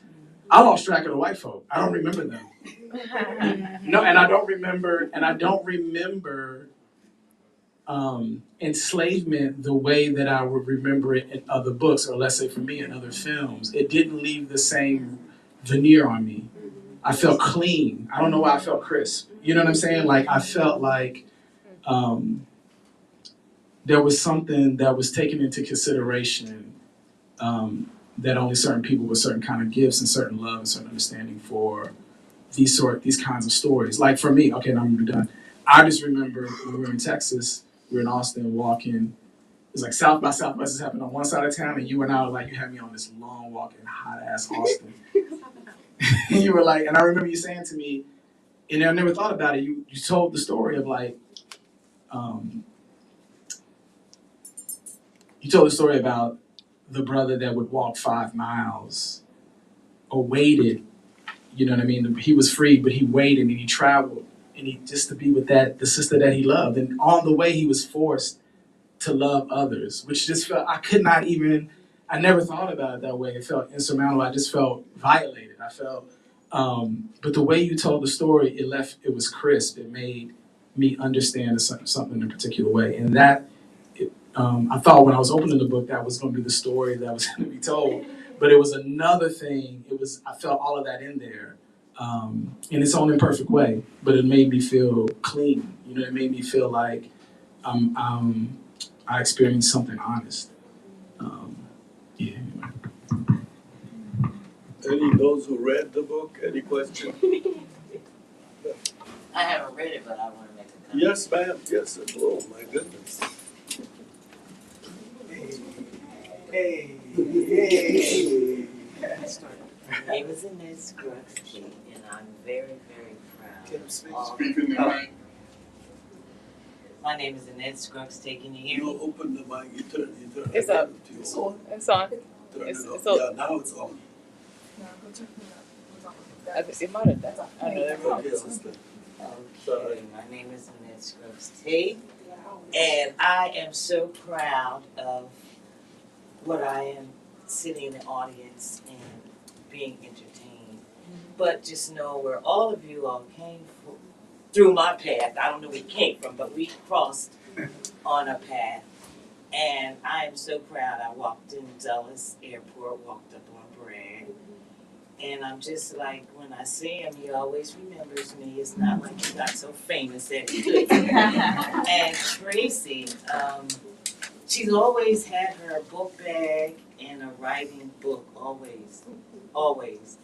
And that is something that I am still trying to see. When I hear you speaking and everything, Tracy, sit back. Even in church, that's my new Genesis people were in the house from our church. We're here supporting you. And no, it wasn't a plan. This just happened. I'm glad to see all of you. But I just want you to know that sitting here and seeing the woman that you are today. So I met you when you were a student at Howard, a woman still, but the maturity in life and the experience and the openness of it. I just say that I'm glad to see you sat on New Genesis pews and was able to get something and give something back.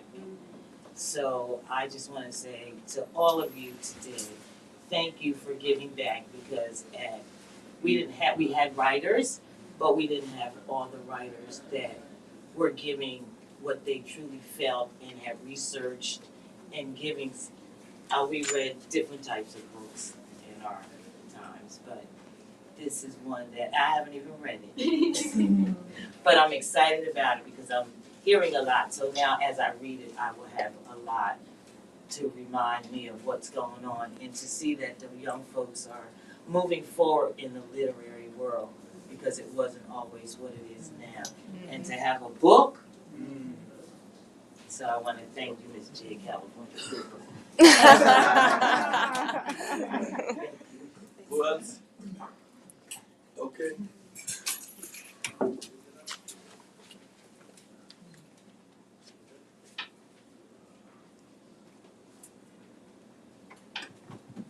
I'm Jerusalem. Congrats on birthing the book. One question I want to ask is, so you're dealing with like stronger stories, harder. You always talk about how you want to take care of the reader. I want to know how you dealt with it as writing, knowing the stories. What was the emotional impact on you, and how you see the world now, and how you deal with the world. Like what it did for you. Where you going? I mean, I'll say, like, not an easy world to live inside of for a long time, but I think I love the women in this novel, and I'll say when I finished the book, I was super cranky for like months, and I didn't know why I was cranky. It was because, oh yeah, I miss these women that I've been spending all this time with. I think the question of like the emotional cost. I mean, I think there's some hard writing days where sometimes you just read something and you're like, okay, I'm done for the day, because I read something so horrific that day where it's just like, all right, that's it. That's all I can handle.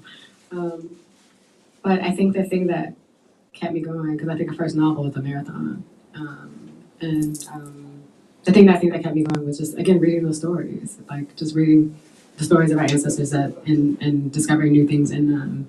And even things that I thought I had read before and understood. I feel like you go back to those stories. Like I would go back to something like Harriet Jacobs and like read it with a different eye, just having read so much else. So then it's like, okay, now you understand the other references that are kind of layered in the text that may not have been clear like the first time you read it. And so it was one of those things where I just felt like there was just so much. There was just so much in terms of like the layers that I just felt like that to me made it worth the hard days.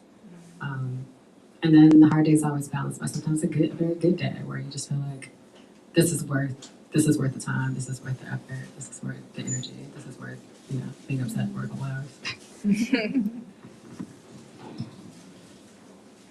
Anybody else?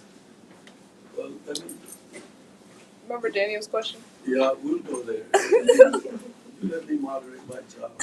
Sister, whatever, whoever. Let me just say this. I think one of the things about, in terms of imperfection, a lot of times we're horrified by these imperfect structure, pace, rhythm in our work.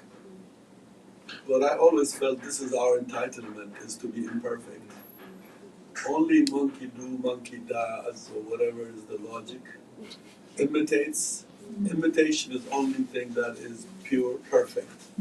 There's no perfectness in original language, original statement. And Sterling Brown calls it the literature of mockingbird, is when the mockingbird can imitate everybody's song, but she ain't got her own. And I think this is where, for me, the imperfection in Black literature, whether it's Tony Cade, Ishmael Reed, Toni Morrison, it's very difficult for Black people to accept imperfection because they think it is a leper colony for excluded people. And I disagree with that. I remember in Chicago, I got up and I was saying, it must be some of you hooligan friends, although he's older than him. I said, my film is imperfect. And then he got up and horrified. This film is perfect, he said. And I said to my brother, don't beat me up, but I'm going to tell you. It's a very imperfect film. And for me, hungry people, people who are hungered for their story, are not normal jury or judges. Our hunger, the success of Sankofa, they all know, I've always told them, the success of Sankofa is the hunger of black people. That's right. I didn't go around sweating my head, you know, and say, oh, I made a great film. I couldn't, because I knew the hunger. My wife and me agreed it's a film we'll sacrifice everything to do to quench our hunger. And we met people who are equally hungry with us, and we didn't make it like blow our brains, oh my God, we are so great, which is a problem with imitation cinema. But one thing I want to say, so she can answer us together, Tracy came to me, there's a Tony K. Lombard project she owes me. I don't want to bring that up now. But when she told me she's going to graduate school, I said, to teach, I said to her. And she looked at me and I said, to teach her to be in a classroom. I was against her going to school. Because I felt to teach, yes, you are now a teacher. You should teach the class, not that guy who's in Houston, Texas, who I've been there many times. So I said, I just hope that in the classroom, because that's how much respect I have for her. And I felt she is the teacher in that class. And your question is related to that, about the school she went? Yeah. Okay, can you do it now after that? I want to make sure I reminded her. She came to my editing room and I just point blank, but again, it's a pragmatic thing she has to do in her own context, which is very important. For me, I'm saying, who is to teach the class? I've known black women, black men and black women who can teach the class, even at Howard, sitting in the classroom in front of a dumb teacher who should not be teaching those young people at that position. But university, topsy-turvy, there is always this reality. And I know they know, I know we know, most of you know, if you don't want to just be protected or be hypocrite about criticizing black institutions. The white is worse, but black institutions also do have those problems. There were teachers who should not be subjected to see young people. If it was like a military junta, if I was a junta, I would make sure collect those teachers and send them to a education concentration camp. I'm joking.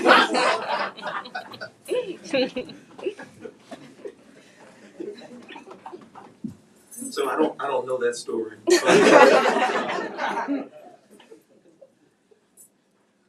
I guess sometimes we have to go into spaces so we can get things and that we need and kind of some disappear, some come out. Yeah. The plantation sucks you in also. Go ahead. But I'm kind of asking that question, because I don't know the University of Texas, but I think Austin seems to be presented as this cultural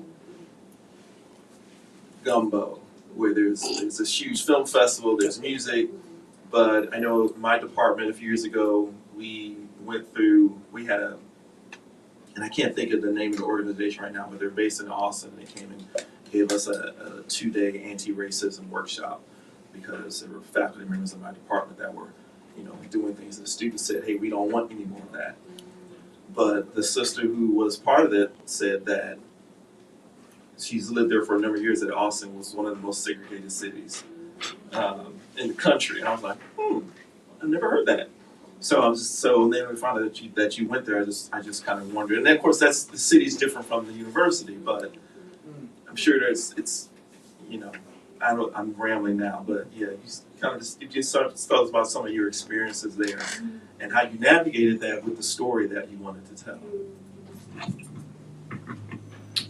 I'll say two things. I think one is, I think that's why Texas was kind of fascinating to me as a place to write about. And I approach it as an outsider. I don't pretend to understand it fully. And I was fortunate to hear a number of Texas writers who say they can't write about it as something that is completely knowable, again, because it's so large. Like if you're in Galveston or Houston, all those places are different and distinct. But one of the things I think I was super interested in is Texas is one of the few places that still has a very strong regional identity. Like that 7 years of independence lives very large for them as like an ethos. It affects so much of what they do. It affects so much of how they operate to this day. And I think also seeing in real time the distinction between who Austin purports and what it actually is, and how you understand, how the city was divided and why the city was divided that way, and why East Austin, came about from the city plan in like 1929, where they told all the Black people to live over here, and how there was one community that resisted and stayed, and that community didn't have roads until the 70s. They had no sewer system.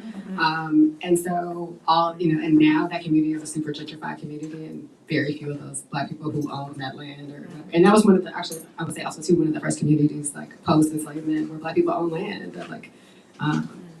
And so, and me and Jamila talk about this because her book is about freedom communities and freedom colonies of Black folks. And I think it was trying to understand the distinction between who this place tells me that they are and what the history completely tells us. What's the distinction there? And so that to me became like really the seed to just trying to learn more about Texas and learn about where I'm standing. What is this? All of those questions. I'll say I was very fortunate at the University of Texas Austin. What I did was I chose a program, which is one of the few programs that, as writers, you just need time and money, and and the program was funded by a writer, a very old school writer who gave a lot of money and said, "I want writers to just have money to write." And he said, "You can't use money on fancy fellowships for professors. You can't use my money on furniture. You can only use this money to give writers a certain amount of money and fund them for like several years to write." And so that was a blessing to me. And I think between that and also going into a graduate program as an older student, where you kind of you're pretty clear. You're clear on like who you are and what kind of stories you want to tell, and everything. You can engage or disengage with what's not for you. And so I think I just felt very, I don't want to say very safe, but I will say there are a lot of fortunately for me, I would say it's also a very good liberal institution. And so there weren't a lot of the fights that I anticipated having, to be honest. But also I didn't bring my novel and workshop a lot. And I think I had heard writers say very clearly, sometimes protect the things you need to protect. You don't have to take everything into a workshop. You don't have to take everything into a class. Figure out what you need to do to get to the next stage as far as like revision or drafts or I think maybe I brought the first 10 pages in one workshop, and then the rest of it I did thesis kind of stuff with my advisors. But I think you have to protect the things that you think you need to, just because you don't need too many voices at one point. Like you need to kind of get as clear as you can. I think you need to get as clear as you can on your own before you invite other voices, other conversations, and like let that take up too much space in your head. Any last question? Yeah, come on. John in the house. Hey, first of all, I want to say congratulations. Yeah, there's a microphone system, even if you don't think here. You should make it work, come like the way you used to. Okay. Make it work. Make it work? Yeah. All right. First, I want to say congratulations on your book. My question is, do you think it's necessary to go through a graduate program in order to become a published writer? And I ask this as someone who is struggling with that right now. All right, I'm gonna give you probably a loaded answer. What I think is, I do think the industry is different than it used to be, right? Like, I mean, Tony Cade, of course, ain't got no MFA. Toni Morrison has several degrees, but they weren't, an MFA was not one of them. I do think the industry is different now. It's the reason why every Black poet has a PhD, right? There's a reason. And I think for a long time I think me and you talked about this, for a long time I was anti-MFA, right? Like I was, taking workshops at night, I was writing, I was doing all this, and I was like, I don't need an MFA, I don't need to go through that system. But I think what I realized, to get to the places you want to get to sometimes, that network is important. That when you can write a letter saying you go to the X fancy MFA program and I studied with X fancy person, those emails get responded to. I hate that that's the way it is, but I do think it's the way it is. But I think the thing that Spike Lee says is real though, which is that if you go into the program, know what you are going into it for, know what you want to leave with. So you're not just going there just to go, right? We came to Howard because we want to make films, we want to leave with films in our pocket. You go to an MFA program, you have a very clear idea, this is the book I want to work on. These are the resources that this institution has that will help me get there. I mean, University of Texas Austin is a research, R1, R2 institution. They have an amazing archival system. I also took a program that let me take classes all over university. So I took classes with people like Dr. Dana Berry, who has written a lot about reproduction slavery. And so that offered the other tools that I wanted in order to accomplish what I wanted to do. So I think if you can make it work for you, you have to find a program A that's fully funded, that will leave you alone. And some of them will. And some of them do really believe in like, oh, we're just here to help you get to the place you want to go to. And that has the resources that you feel like you need to do the work that you need to do. Then I think, and they're paying for it, I think you can't lose, to be honest. Especially again, because you're at a point in your life where you know what you want to do. And you're not going to be easily swayed by, somebody in the room being like, that's not important. I think they can be valuable tools if used properly. I think a lot of times what happens is, and this is not to distinguish from programs that are like racist and have problems, and a lot of them are, for sure. But I think also a lot of writers go into them too early. I think if you go into a program like that, you're 22, you're just figuring out what your voice is, you're just figuring out how you want to sound, you're just figuring out what's important to you. I think you're easily swayed by like big personalities in the room, or very accomplished professors who you didn't want to emulate and be like. And I think I'm grateful that like at Howard, I think we spent a lot of time like trying to make things and try to figure out what we wanted, what we were interested in, what issues we wanted to discuss, what stuff we thought was important. And I think that time is really valuable, even though I feel like sometimes I worry about that, considering that like I'm publishing this book at an older age than maybe I would like. And I have a lot of friends who are like, 25, 30, and they're publishing first book, second book. And there's a part of me that envies that, but there's another part of me that is grateful for the journey. And I think that's important. So we can talk about it more, but I think if you can find something that does not cost money, or you can, again, not go into debt, and that will provide you with the tools that you need and the time that you need to do your work, it's worth trying out. If you don't like it, you can always leave.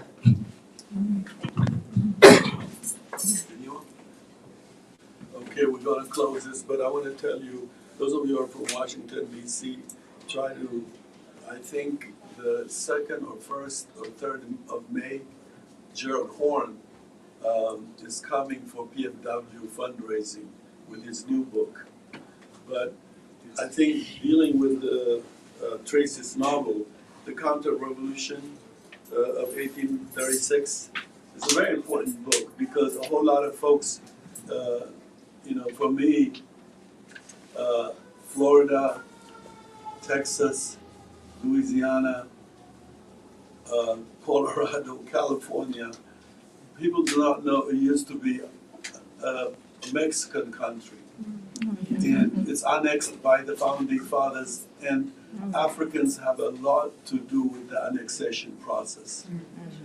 White folks moved into Florida from the northern plantations because of the Maroons or runaway Africans who are in her story creating a very hostile territory to white settlers in South Carolina and North Carolina. And so there is a major history that now, and Gerald Horn is in the forefront of it, especially Texas. It's unbelievable how the African race played a major role in the annexation and also in the Maroonage, 100,000 bigger than the Canadian journey Black people made. In fact, there's a sister in the documentary we're doing. If I am in Georgia, why would I go to Canada, she says. Because the Southern Underground was so intense, it didn't include white people, that's the difference. You know, the Canada includes white people. Therefore, scholars even did not discriminate that. They saw their role in it.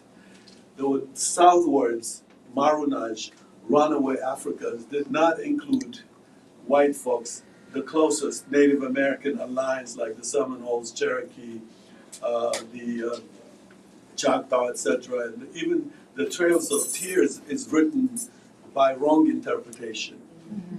Trails of Tears always we're made to feel sorry for folks who are put through some perverted journey, but deep down, gentrification was the issue. To bring founding fathers, as they want to bring white people to settle, they gentrified every colored person. And black folks, especially in South Carolina, had reached a very, very worrisome proportion in population. And therefore their eviction, and this contemporary gentrification in DC or Detroit, etc., was happening at that time, and that was the cause of it. That white settlers needed space, everybody has to be removed. And so the romantic Trails of Tears, even when you cry for Native Americans, the battleground is entirely different. And the unity of the Africans and the Native Americans is one of the most precious history. It's a documentary we're doing, but it's also a very tragic one because it's about to explode in Oklahoma because of this, white insertion that's historical. In a treaty, for example, in the early treaty, the black Maroons were only recorded by the U.S. government army. The U.S. government only recorded the black struggle as an Indian struggle because it was sanctioned by Congress. Therefore, they could get money for it. But they couldn't get money if they said we're fighting African people. But also scholars, up to recently, did not want to deal with this runaway Africans because they were the most dangerous knowledge for Africans in America to know. And Howard University is in the forefront of this discovery. Woodson Carter was the first brother who sent Harrison, Zora, he sent her down to research the Maroons in San Agustin, Florida. So what you see here is we have this amazing role that the Africans played in the shaping of America, including the annexations of those places I told you, especially Texas. And then that history is dwarfed. Now you're going to have, we were in Nacimiento, Mexico, filming the first Afro-Mexican descendant conferences.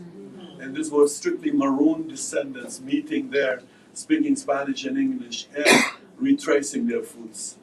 And so it's very, very important that I felt, my sister here, when I was reading her, I had this whole research in my head exploding. And she has this landscape very well ironed out, like it's amazing how it also resonates. So if you want more of this area, this is the book to get, really.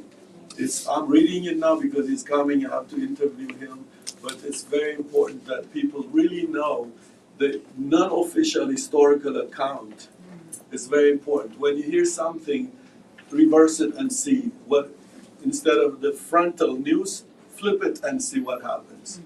For example, in the whole Maroon descendants, the US government refused to sit across African people, except as translators to Native Americans. But they would not acknowledge to sit across for a treaty in Florida, for example. Now we found the great-great-grandson of a man. If you go to look at any picture about the Seminole Indians, you will see a man called Abraham the Negro. He was a chief of a town in Florida, but they call him linguist and white history. That's all I would say. And my sister, and the two of you join me to say congratulations. We want to pour libation and all that, but this is the libation was bringing your friends here and thanking you for, this is a beginning. And don't talk about before I die, maybe 5 books, which, I don't say that. I'm still writing a script because I'm going to live 1,000 years making a movie. So I don't give nobody an impression I'm going anywhere. I'm going to make more movies. books, okay? And so we're going to see more books from this sister. Of course, you too. You escapee. And you guys know the writers, and I think this is encouraging. I too can do it. It should be the message of Black people. Thank you very much for coming.